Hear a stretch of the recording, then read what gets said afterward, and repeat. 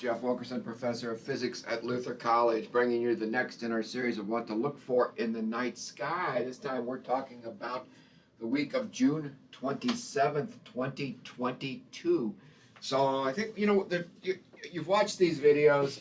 We've done several different things. One of the things we can do is we can spend some time talking about transient occurrences in the sky, or occurrences in the sky that happen once a year, like meteor showers. Something you're not going to see every night when you go out, or the planets that move around the moon. Where's the moon? That's always a great thing to ask is, where's the moon this week? What's it going to be? What's it going to be close to? What kind of interesting observations can I make with it?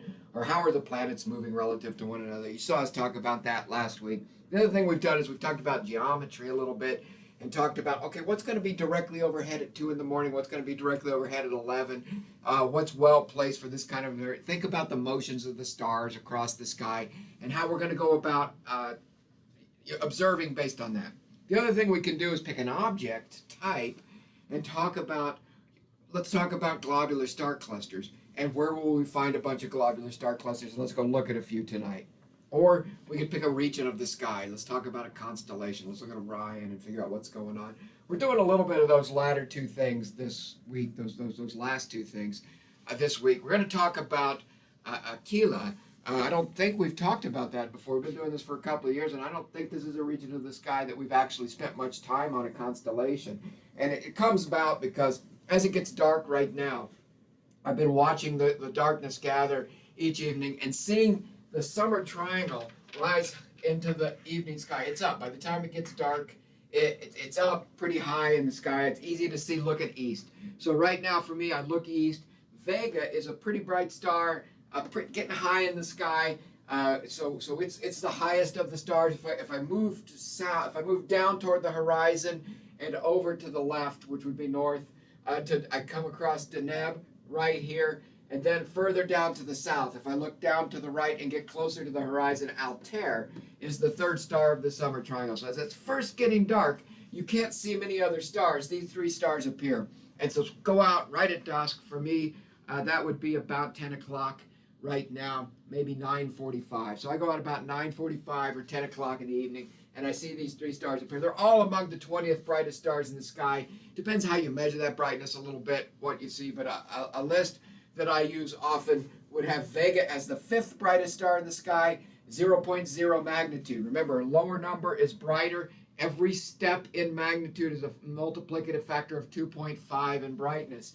So Altair is 0.8 in magnitude. It's almost one full magnitude fainter, so it's more than 2 times fainter than Vega, but still a very bright star, and often it's listed as the 12th brightest star in the sky. Deneb is often listed as the 18th brightest star, and it's a magnitude 1.3, so about half a magnitude fainter than Altair. So go out. This gives you a sense that this helps anchor the magnitude scale for you a little bit. It's a little bit tricky. You need to be careful because Vega being higher in the sky is coming through less atmosphere.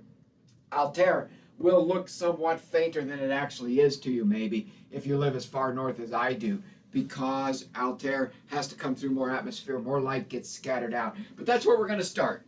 Go out in the evening, look east, recognize the stars of the summer triangle, say, welcome. We're getting well into summer here now. It feels warm. It's northern hemisphere summer, and so the summer triangle starting to make an appearance in the evening sky right at dusk makes sense. This is great. Then, what I've done here is I've blown up the region around Altair. Altair is in Aquila, the eagle, the constellation. And right now, as I look east, it has an orientation that looks something like this. It looks like this diamond shape with a tail off here, or maybe a kite, with the tail of the kite out this direction. That's Altair. As you know, if you've watched these videos, we like to refer to Allen's star names to think a little bit about the history and meaning of the names of the stars. And Allen will tell us that Altair is a piece of the name of the entire constellation, the Arabic name. So this is from the Arabic name for the constellation, although it doesn't include necessarily all of the stars that we currently would include in this constellation. But Al-Nasser, Altair, it would be this flying eagle constellation name. So that's where Altair comes from. Next to Altair, usually what I will see first is this gamma star. Remember, the stars are named, I don't know, I didn't look up the history of this.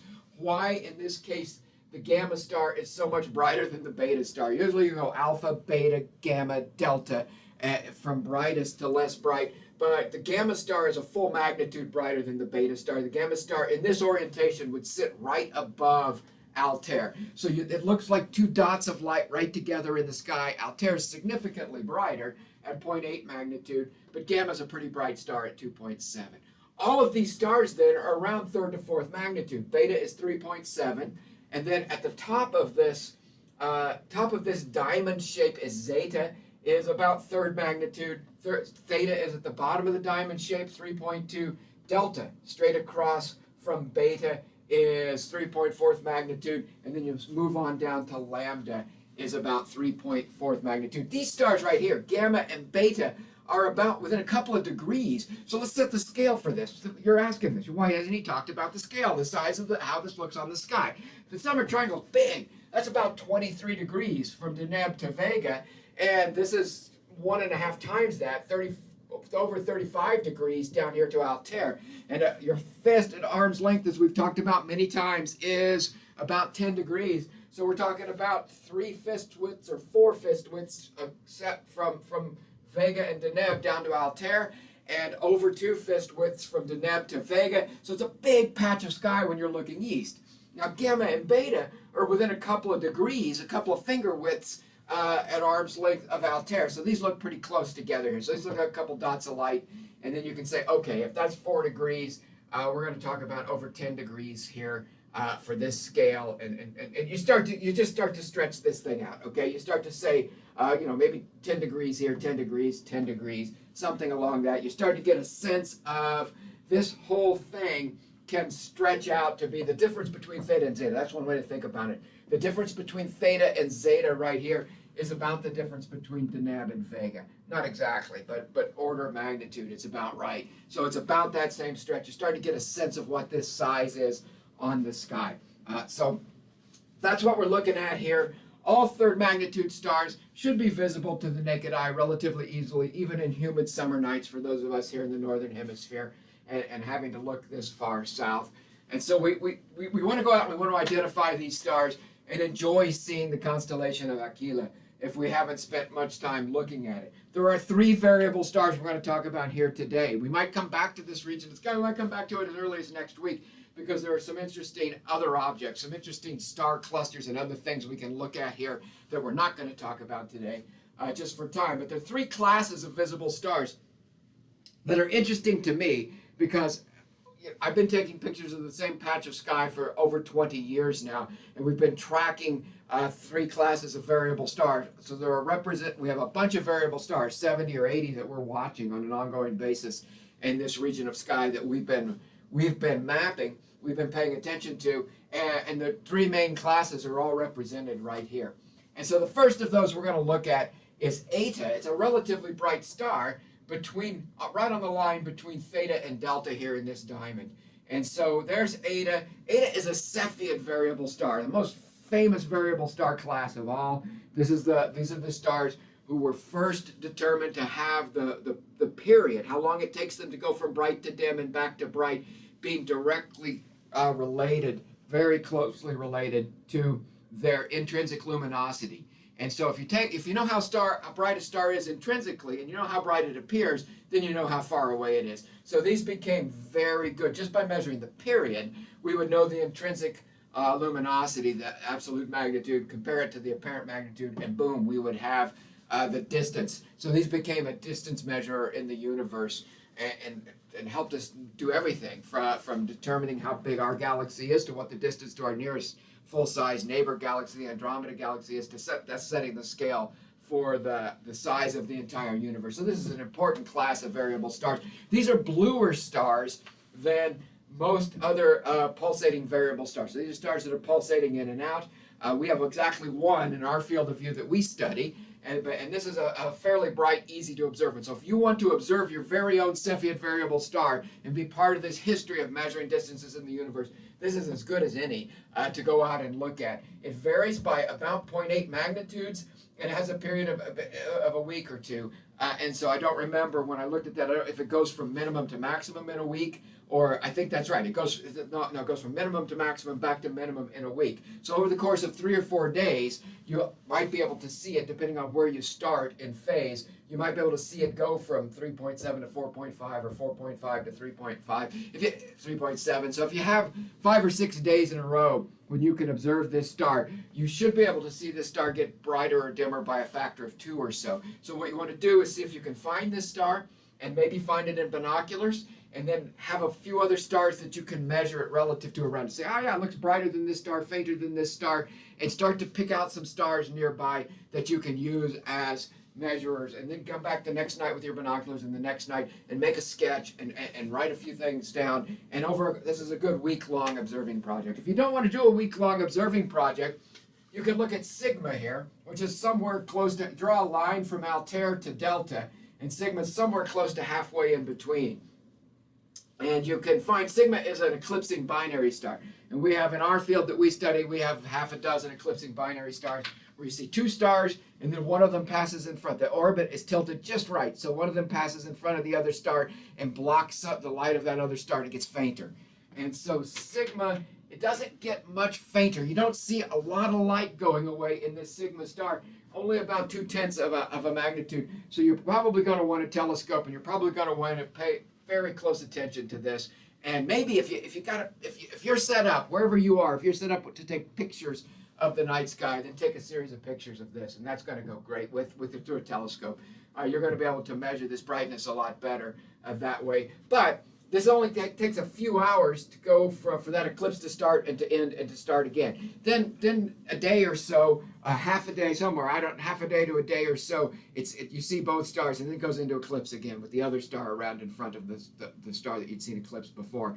And so you're only going to see, this thing's going to, maybe a quarter of the light's going to go away. You're not going to see this get brighter and dimmer by a factor of 2 like you did with this Cepheid variable star. But you don't have to wait as long if you got it timed right. And maybe you can look that up online and find out when predicted minima are. But this is an eclipsing binary star you can go out and look at. Now the other star is a Mira star. It's a long period pulsating variable star. These are interesting stars. These are asymptotic giant branch stars. These are stars that have a hydrogen burning layer that's burning hydrogen into helium, and a helium burning layer that's burning helium into carbon. And one of these layers, so the star will contract and heat up, and it will ignite. Say the hydrogen burning layer ignites, and when the hydrogen burning layer ignites, it pushes the layers out beyond the height. So the hydrogen burning layer expands the star back out, and it will. Let's go about this the other way. Let's start with the helium burning layer. So the helium burning layer is going to be inside. There's the core of the star. You're going to have a thin layer where you're burning helium into carbon, and then outside there someplace you're going to have a thin layer where you're burning hydrogen into helium. So suppose this is on right now. When the helium is burning into carbon, that's a very hot region producing a lot of energy. It pushes this outer layer out, cools this down, and it shuts off the hydrogen burning layer. When this then runs out, when that little thin layer runs out of helium and it stops burning helium into carbon, it shuts off, it cools back down, and the star starts to collapse, and you can start to ignite this hydrogen burning layer, and it stops that collapse. But then the hydrogen burning layer runs out, and it heats up. You're feeding helium down as you do that, and it's heating up this helium burning layer as it collapses. And so it toggles back and forth. That's a terrible explanation, trying to do this in -2 minutes. Is a terrible explanation of what's going on there. We'll do a whole video on that, so we can think about these nuclear burning shells in these variable stars. But these have periods. We're talking about our Aquila here is a beautiful example of a Mira variable star. as it oscillates back and forth and goes from brighter to dimmer, it has a variation in brightness over 6 magnitudes. So we're talking about 400 or 500 times brighter at its brightest than it is at its faintest. You should be able to detect that if you can find the star, but it's a long-term observing project. The period is about 300 days. So over the course of the summer here, you can watch this over the next couple hundred days, and if you watch this over the next couple hundred days, you should see a very, very dramatic change in brightness. But go out and try to find the star. See if you can get a finder chart online to finding the star. If you can't, let me know and I can find one for you. I'll email it to you if you email me about it. And so we can you can look at this and start this observing project to start thinking about these stars. These stars burned all the hydrogen and the helium in their core, and then they burned all the helium in their core into carbon, so they have carbon, nitrogen, oxygen cores, and they're burning in shells, thin shells around there, and it's much more complicated than what I tried to draw here, even though I overcomplicated it and ruined it. It's much more complicated than that. But this is one of these long period pulsating stars, of which in our field where we're studying, we see 70 or 80 of these. A lot of these, and they have all kinds of different features, and they're really fun to study. But that's what we got for Aquila. Start with the summer triangle. Go to Aquila, identify all of these stars, poke around and see if you can find these variable stars, and whatever observing project you want to undertake with the variable stars, do so right there and take a look at them. And I hope you have a great week and clear skies, everybody. And as always, thanks for watching.